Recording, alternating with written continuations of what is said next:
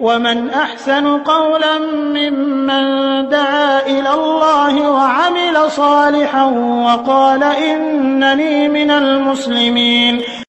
ওয়ালাইকুম রহমতুল্লাহি বারাকাতুহু। আমাদের একজন ভাই প্রশ্ন করেছেন যে আমরা জানি মৃত ব্যক্তির নামে সাদকা করা যায় বা শুনে থাকি বা হাদিসেও পড়েছি, তো এই নেকিটা তারা কতদিন পেতে থাকবেন? এই সাদাকার নেকিটা কতদিন, মানে তার নির্ধারিত কোনো সময় আছে কিনা?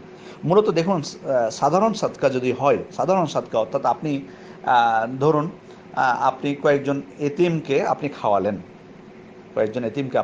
অথবা কিছু দিলেন, তাদেরকে কিছু দিলেন, দান করলেন, অভাবগ্রস্তদেরকে আপনি দান করলেন কিছু টাকা।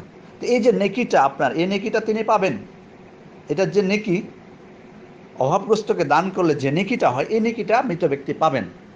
তো এটা হলো মানে মানে স্থায়ী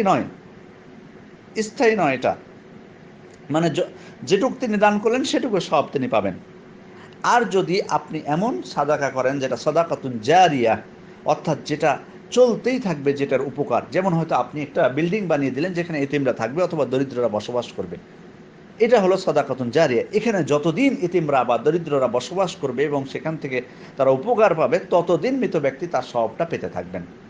সুতরাং সেটা আপনার দানের উপর নির্ভর করবে। আপনার দান যদি মানে অস্থায়ী দান হয়, সাধারণ দান যেটা দান করলেন সাময়িক উপকারের জন্য, তাহলে সেটার নেকি সে পরিমাণ তিনি পাবেন।